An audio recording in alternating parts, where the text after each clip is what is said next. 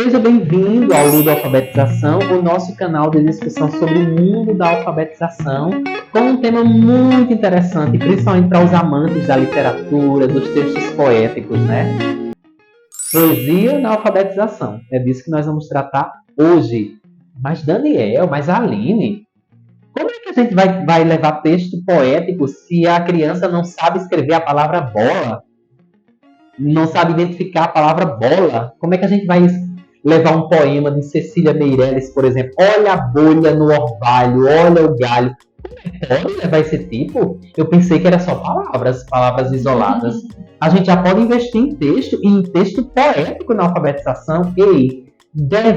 A gente deve investir nesse tipo de texto, e vocês vão entender por quê, né? Então, a poesia, como nós já sabemos, né, ela contribui para a formação desse leitor mais sensível, né, esse leitor criativo, né, porque é um tipo de texto que foge do convencional, né? Ele pode inverter a ordem canônica, ele pode criar palavras, ele pode, enfim, é um texto que brinca mesmo, que manipula mesmo a palavra, né? Então,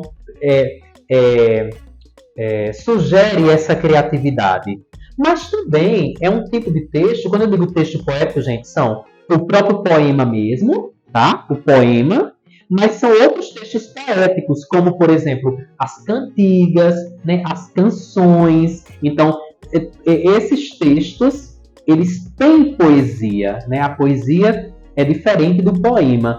O poema é aquele texto com aquela estrutura, é o gênero, né?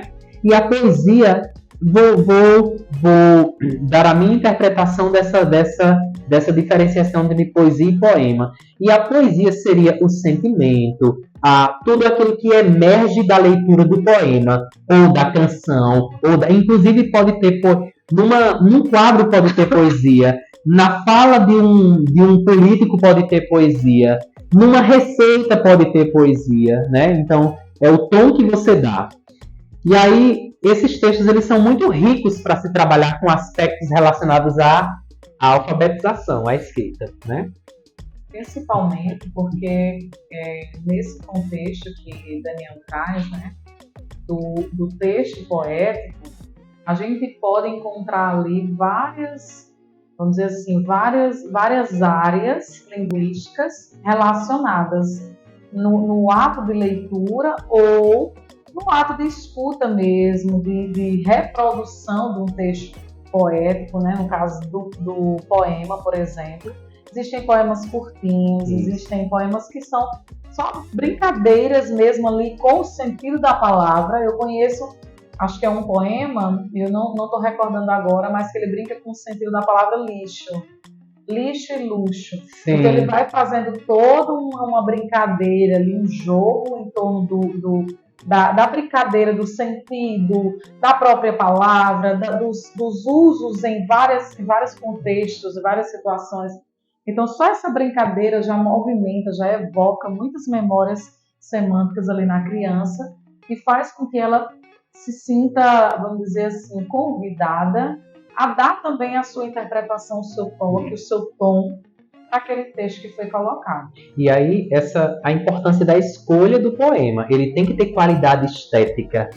Ele tem que estar adequado às competências linguísticas, cognitivas e culturais da criança. Eu não posso, por exemplo, forjar um poema. A letra A foi passear, se encontrou com a letrinha I, formaram A. Isso não é... Eu não quero entrar no mérito de dizer o que é e o que não é poema. Isso, que tem e o que não tem valor. Exatamente. Eu estou reforçando o que a pesquisadora Vera Aguiar diz, que a gente precisa cuidar dessa qualidade estética do poema, né? Aquele poema mais autêntico. O que é aquele poema mais autêntico? Aquele poema que não foi forjado para ensinar vogais, por exemplo, que a gente vê muito isso nos livros didáticos de alfabetização. Poemas que foram forjados para ensinar o som do S e do SS. Por exemplo, Cecília Meirelles faz isso muito bem quando ela quer trabalhar com o som do LH e ela faz o poema da bolha. que não foi nessa intenção. Cecília Meirelles não queria, ao produzir aquele poema, ao se inspirar para escrever aquele poema, ensinar o que era a junção do LH. Né? Não foi com essa função que Cecília Meirelles criou. Né? Ela brincou com essa aliteração, né? E ela explorou essa aliteração no poema da bolha e brilhantemente construiu esse texto poético, né? Mas quando a gente chama então de poema autêntico, são justamente esses tipos de poema. São os poemas, são as cantigas, são as canções que não necessariamente foram pensadas para ensinar o menino a ler e a escrever. Que trazem, como o Daniel disse, né, essa brincadeira, essa coisa gostosa do som, dessa brincadeira com o som, mas que por trás daquilo ali tem um sentido para além dos sons. Os sons, na verdade, é como se fosse meio que um pretexto. Os sons, eu estou citando o exemplo dos sons, mas pode ser outra coisa. É um pretexto ali, uma coisa para dar aquele toque mais lúdico, né, mais ritmado àquele texto. Mas no fundo tem um outro sentido ali que vai estar para além daquele SS, do LH, enfim. Então, de fato, a beleza do poema, da poesia, do texto poético, ela está justamente nessa brincadeira, né, dos campos sintáticos, fônicos, semânticos e pragmáticos, exatamente. Porque tem toda essa brincadeira, né, o sintático, a ordem das palavras, toda aquela métrica também, né, que tem ali. Por mais que a criança ela não tenha conhecimento da técnica, mas ela consegue perceber que existe uma importância ali, uma sequência, toda uma estrutura. Tem a questão do fônico, porque tem as rimas, as assonâncias, aliterações. Semântico. Porque a gente precisa recorrer ao sentido, a gente precisa explorar, e aí entra a parte de compreensão, de interpretação do poema. E entra essa questão, né? Por exemplo, isso que o poema autêntico, ele tem que vamos dizer assim, ele tem que ser construído em cima do significado. Uhum. Porque o poema, geralmente, ele traz uma mensagem. Exato. Né? E se você faz um poema só para ensinar que ai forma ai, qual é a qualidade semântica disso? Qual é a força semântica disso? Qual é a exploração que a gente vai fazer por parte da criança de compreensão e interpretação? Qual é a qualidade estética que Vera Aguiar vai chamar a atenção? Traz um sentido. Traz. Mas é um sentido que acaba sendo vazio diante da proposta de trabalho com o texto poético. E não é essa proposta que a gente está trazendo aqui. Perfeito. Pode-se trabalhar. Um texto, é um poema, traz um sentido. E ele tem que ser, a Aline citou aí o componente pragmático, ele tem que ter uma relação com o mundo real, embora não necessariamente o poema represente a vida real, que é a arte. A arte não tem compromisso nenhum em representar a vida como ela é, mas ela tem que ter uma relação com a vida real. Né? Então, quando eu produzo um poema que o A se encontrou com o I e formou AI, ela não tem uma força, essa construção não tem uma força pragmática. A criança não consegue entender a função pragmática disso, entende? Não tem uma preocupação com a estrutura do sentido, do significado, com a construção que foi feita ali. Ele não tem tanta preocupação. Então, a atenção que a gente chama aqui, na verdade, a gente está chamando a atenção para duas coisas. A primeira é a inserção de textos poéticos na prática de alfabetização. Até porque a BNCC sugere um trabalho a partir do texto, mas é um olho no texto e o outro olho nas questões relacionadas ao sistema de escrita. Exatamente, o componente da centralidade do texto, né, que está presente tanto na BNCC, mas não o texto pelo texto, né, mas o texto pelo contexto. E que bacana é a gente explorar esse outro olho do peixe, olhando justamente para as questões da escrita. Por exemplo, por que investir em textos poéticos em sala de aula? Porque são lúdicos. Primeiro porque por isso, né? Pelo ritmo, pela melodia, por todas essas questões que a gente faz quando lê um tipo de texto desse para criança ou canta uma cantiga. Enfim. Segundo, por questão de fácil memorização. justamente pela ocorrência da rima, né? Então a rima é um recurso que facilita a memorização e a criança se sente dona da palavra, ela consegue manipular as palavras, ela consegue ler a palavra sem ler o poema sem ler a palavra, né? Ela é capaz disso.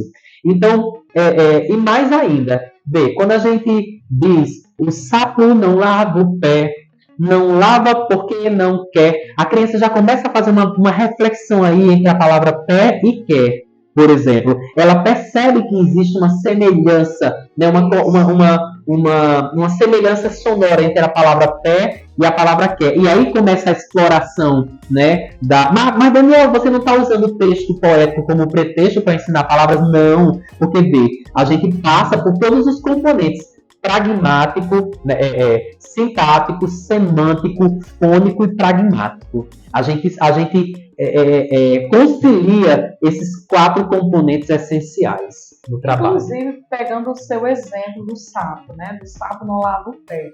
Existem outras, eu já até vi, presenciei a prática de alguns professores, né? De manipular também esse sentido para trabalhar outras questões para além da alfabetização, como questões de higiene pessoal. Isso. Então, todo o contexto também, às vezes, assim, da própria biologia ali do sapo, né? Por que é que ele vive, por que ele estava ali. Então, assim, existem outras questões que podem ser exploradas para além do sentido da palavra.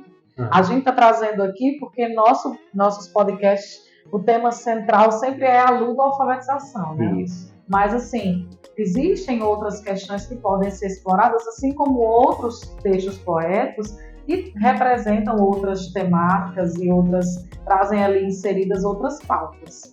Então, a importância sempre é no contexto. Traz o contexto, traz o significado e a partir dele vai trabalhando outras questões. E a reflexão é essa, inserir textos poéticos e utilizá-lo não só como um pretexto, como para cumprir tabela, né? É dizer, trabalhei com texto. Currículo, exatamente. Mas, de fato, para tornar aquilo ali uma aprendizagem significativa para a criança. Perfeito. Significativa, uma experiência com o lúdico, uma experiência de manipulação da língua. Isso. Fazer, de fato, o que Vera Magalhães, eu quero dizer Vera Magalhães, o que Vera Aguiar diz, né? Fazer a criança entender que ela é dona da linguagem. Isso é muito bonito, essa expressão. E aí, para encerrar, eu queria encerrar com essa frase do José Paulo Paes, que ele diz o seguinte: geralmente a prosa entra no ouvido e sai no outro. A poesia não. Entra pelo ouvido e fica no coração. Então, um trabalho com textos poéticos certamente vai ser um trabalho muito interessante, porque vão ser fixados no coração, na mente da criança. Tá bom? Este é o podcast Ludo-Alfabetização e esse foi o episódio número 19.